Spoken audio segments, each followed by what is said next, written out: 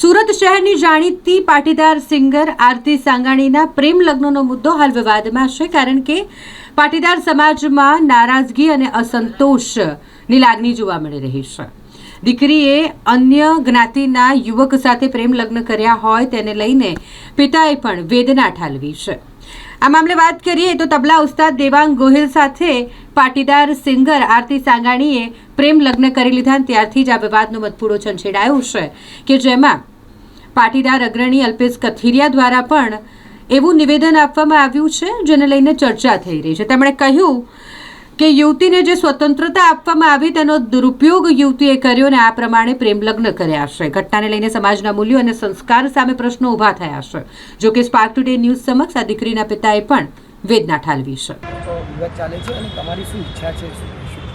મારી ઈચ્છા છે કે એ સમજી અને ભૂલ થઈ ગઈ હોય તો સુધારીને ઘેરે વી આવે અને વિવાદ તો અંત આવે એવી મારી ઈચ્છા છે. અને સમાજની પણ એ જ ઈચ્છા છે કે જે કાંઈ ભૂલ થઈ એ સમાજ પણ માફ કરી દે, પણ ઘરે વી આવે મહેરબાની કરીને.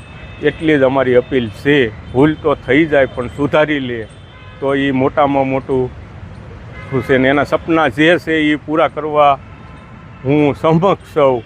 એના સપના કોઈ અધૂરા હું નહીં રહેવા દઉં. હજી એને મને વિશ્વાસ આપ્યો તો હું તમારો દીકરો છું તો હું હજી દીકરો તરીકે જ અપનાવીશ. કાકા, તમારી દીકરી છેલ્લે કયા પ્રોગ્રામ કરવા ગઈ હતી, પછી છેલ્લી કેવી વાત થઈ અને પછી શું કરવું પડ્યું? કોઈ વાત જે થઈ એમાં કોઈ આ માયલું કાંઈ હતું જ નહીં. કમ્પ્લેટ વાત થઈ રેડી. જે દર વખતે મને જ્યાં પ્રોગ્રામ કરવા જાય ને વાત કરે એ રીતે જ વાત કરી હતી. ક્યાં ગઈ હતી છેલ્લે પ્રોગ્રામ કરવા? પછી શું થયું? છેલ્લી વાત શું થઈ? અહીંથી નિહરીથી મેંદડા હતો, મેંદડાથી મોરબી હતો, મોરબીથી એને વિયાવવાની હતી પણ ભાવનગરનો પ્રોગ્રામ આવ્યો એટલે ભાવનગર ગઈ.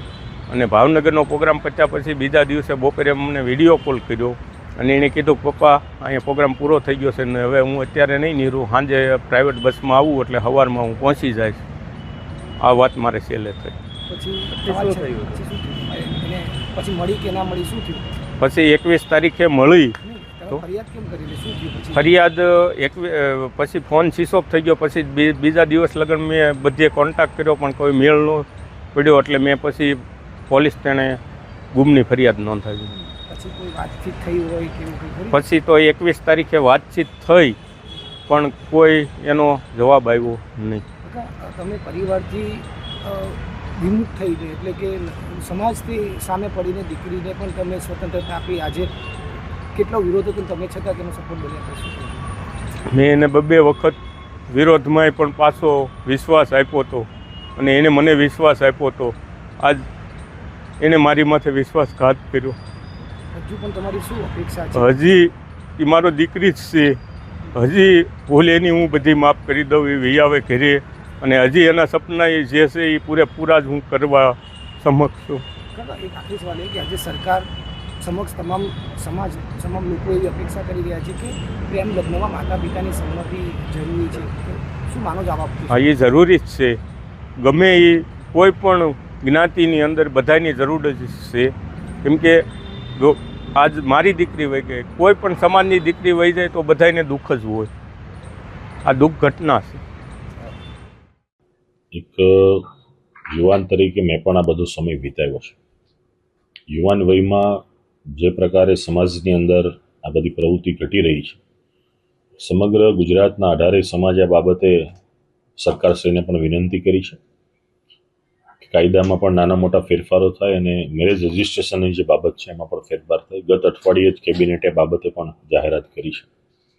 અત્યારે જે ચર્ચાતા વિષયમાં સોશિયલ મીડિયામાં જે મીમ્સ બની રહ્યા છે, જે કોમેન્ટો થઈ રહી છે અને ચર્ચાતો મુદ્દો છે, સ્વાભાવિક છે એક શરમજનક બાબત છે કે સમાજે જેને સ્વીકૃતિ આપી હોય, પરિવારે એને મહત્ત્વ આપ્યું હોય અને જે માતા પિતા અને પરિવારે તમને આખી રાત બહાર રહેવા માટે સ્વતંત્રતા આપી છે અને જ્યારે આવી ઘટના આવતી હોય છે ત્યારે સૌથી પહેલાં પરિવાર ચિંતામાં મુકાય છે.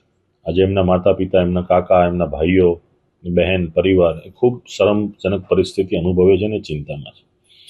એટલે આ કોઈ મારી ચિંતા હોય એવો વિષય નથી, એમના પરિવારની ચિંતા છે. તો સ્વાભાવિક છે કે સમાજ આ બાબતમાં ચિંતા અનુભવતો હોય છે. જ્યારે કોઈ પણ જાહેર જીવનની વ્યક્તિ હોતી હોય છે એની દરેક બાબતની પબ્લિકમાં જે પણ વધારે વ્યક્તિ જતી હોય છે એની નોંધ લેવાતી હોય છે.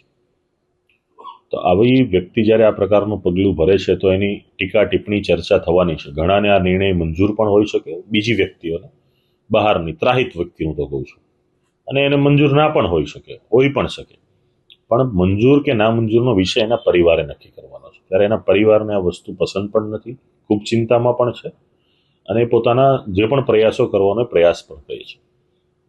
ગત 17 તારીખે એમના પિતાએ ગુમ થયાની કાપોદ્રા પોલીસ સ્ટેશનમાં અરજી આપી છે. આજ દિન સુધીમાં 17 તારીખથી આપણે ગણી લઈએ તો આજે 10 દિવસ જેવો સમય થયો છે. 10 દિવસના સમયગાળામાં પરિવારને મળવું નહીં, વાતચીત ન કરવી, તો જે આપણને જન્મ આપે છે એવા માતા પિતાથી પણ આપણે જો વાતચીત કે દૂર રહેતા હોય અને મળી પણ ન શકતા હોય તો એ ખૂબ ગંભીર પરિસ્થિતિ ઊભી થઈ ગણાય. અને આ પ્રકારની પ્રવૃત્તિઓથી બીજી કોઈ પણ દીકરીઓને પણ એના પિતા કે માતા પિતા કે એનું પરિવાર રિસ્ટ્રિક્શન વધારે છે.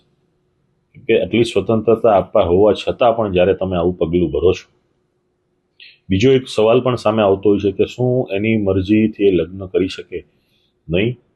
તો આમાં મારો સ્પષ્ટ જવાબ છે કે દરેકને પોતાની મરજીથી લગ્ન કરવાનો રાઇટ ટુ મેરેજનો અધિકાર છે, બંધારણીય અધિકાર છે, એમાં કોઈ ના પણ ન હોય છે. પણ જ્યારે તમે પરિવારે એટલી મજબૂતાઈ આપી છે, સ્વતંત્રતા આપી છે, તમે એક દીકરી તરીકે સમાજમાં પોતાના પગ પર ઊભા થઈ અને એક રેવન્યુ ઇન્કમ ઊભી કરી શકો છો, એટલી તમારી તાકાત છે, ત્યારે મેરેજની બાબતમાં પણ પરિવારની સાથે ઊભું રહેવું એટલા માટે આવશ્યક છે કે આ પરિવારે તમને સહકાર આપ્યો છે, ત્યારે આપણે આગળ આવ્યા છે. અને આવી વ્યક્તિઓનાથી બીજી દીકરીઓ પણ અસર થતી હોય છે, કેમ કે ફ્રીડમ અને ફ્રીયાલિટી બેના વચ્ચે બહુ ડિફરન્સ છે. જ્યારે ફ્રીડમ એમના પરિવાર આપે છે એનો તમે ફ્રીયાલિટી તરીકે દુરુપયોગ કરો છો તો ફ્રીડમ ઉપર સવાલ ઊભા થવાના છે. કે આનાથી દરેક લોકોએ જાગૃત રહેવું જોઈએ. કાયદામાં સમયાંતરે ફેરફાર કરવા માટેની અમે માગણી ઘણા સમયથી કરીએ છીએ, પરંતુ આ પ્રકારની જ્યારે ઘટના ઘટે છે ત્યારે ફ્રીડમ ઉપર ચોક્કસ સવાલ ઊભશે, દીકરી ઉપર પણ સવાલ ઊભા થશે, અને સમાજમાં થતા આવા પ્રેમ લગ્ન ઉપર પણ સવાલ ઊભા થશે.